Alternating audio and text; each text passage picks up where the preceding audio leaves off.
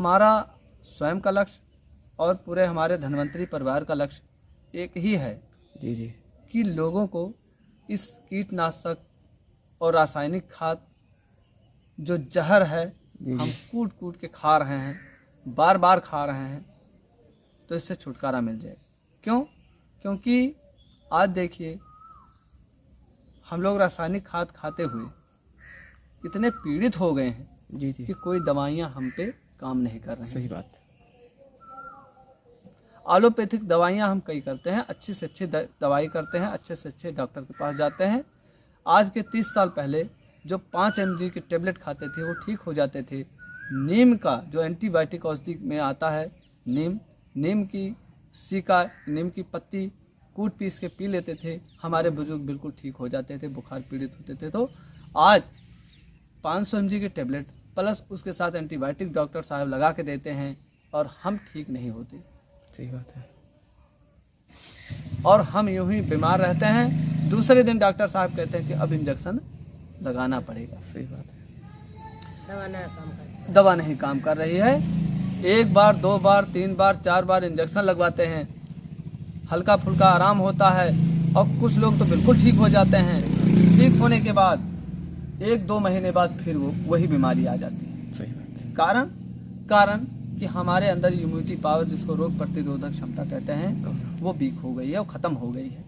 रोगों से लड़ने की ताकत अगर जो इंसान के अंदर नहीं है तो कोई दवा काम नहीं करेगी।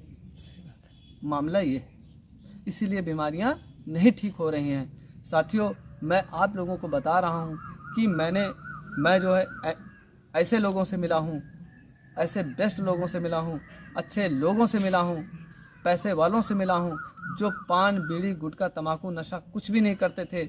मैंने उनके अंदर कैंसर पाया था। वो भी कैंसर पीड़ित है। कैंसर पीड़ित क्यों है?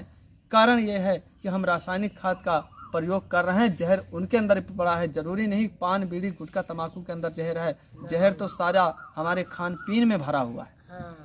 फसल में भरा, अनाज में। अब एक बात जान लीजिए, मैं एग्जाम्पल बता रहा हूँ, उसको ध्यान से सुनिएगा। साथियों, कोई व्यक्ति अगर जो भांग खा लिया हो, भांग का नशा उसको चढ़ गया हो, और उसको तुरंत जाके शराब कोई पिला दे, तो भांग का नशा नम हो जाएगा, शराब का नशा तुरंत चढ़ जाएगा, भांग का नशा खत्म हो जाएगा। सेम उसी तरीके से हमारी शरीर है।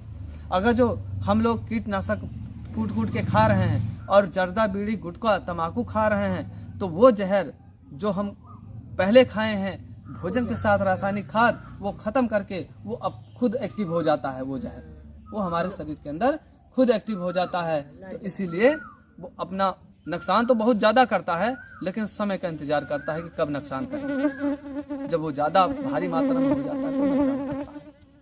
तो इससे हमें बचना बहुत ही ज़रूरी है। साथियों, हमारे डॉक्टर श्री रमेश कुमार पाटिल जी, इनके सम्मान में मैं चाहूँगा कि आप लोग अपने अपने घर पे बैठे हुए मेरी आवाज़ सुन रहे हो तो इनके उज्जवल भविष्य की ढेर सारी कामना कीजिए।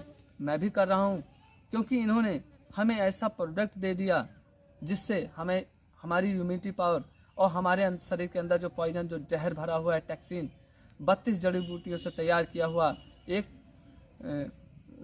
प्रोडक्ट दे दिया है। बहुत अच्छा। उसको अगर जो घर पे बैठ के हम यूज़ करेंगे तो हमारे अंदर से टैक्सीन और जहर सारा मल मूत्र के रास्ते से ख़त्म हो जाएगा, है ना। और इमोरिच जो कैप्सूल है वो गौ पीस से बना हुआ है। अब बहुत पता कि मैं बात बताने जा रहा हूँ साथियों। हमारे 9 महीने माँ के गर्भ में व्यक्ति रहता है, हर व्यक्ति रहता है, चाहे वो माता हो, चाहे मेरा भाई हो, चाहे बहन हो, चाहे मैं खुद हूँ। 9 माँ के गर्भ में रहता है। 9 महीने बाद वो बच्चा बाहर आता है। आप बताइए उस बच्चे को पावर कौन सी ऐसी चीज़ देती है? देखने लगता है, सुनने लगता है, बोलने लगता है, सूंघने लगता है ना। कौन सी ऐसी पावर है? जब उस बच्चे के मुंह में माँ का 3 दिन का दूध जो अमृत है वो जाता है, तो बच्चा बोलने लगता है, सुनने लगता है और देखने लगता है, हाथ पैर हिलाने लगता है। साथियों, आप सुनिए, और उसके बाद क्या होता है? हम खुद गए ही।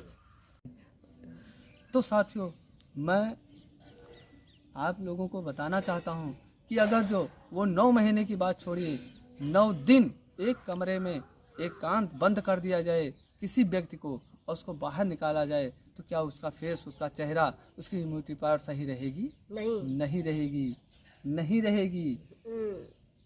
क्योंकि वो जो माँ का दूध 3 दिन का रहता है वो अमृत होता है।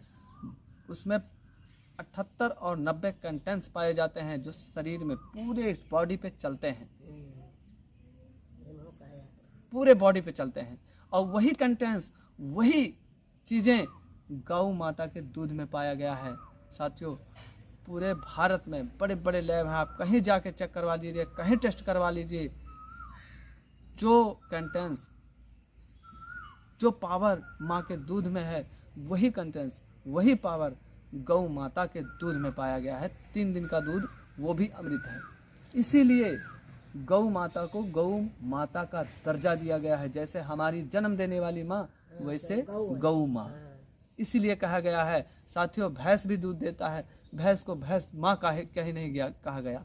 भैंस का दूध तो लोग पीते हैं ना, चाय भी बनाते हैं, और ज़्यादा मात्रा में देता है, मोटा दूध होता है। लेकिन भैंस माता क्यों नहीं कहा गया? क्योंकि उसमें वो कंटेंट्स नहीं है, किसी भी पशु में नहीं है।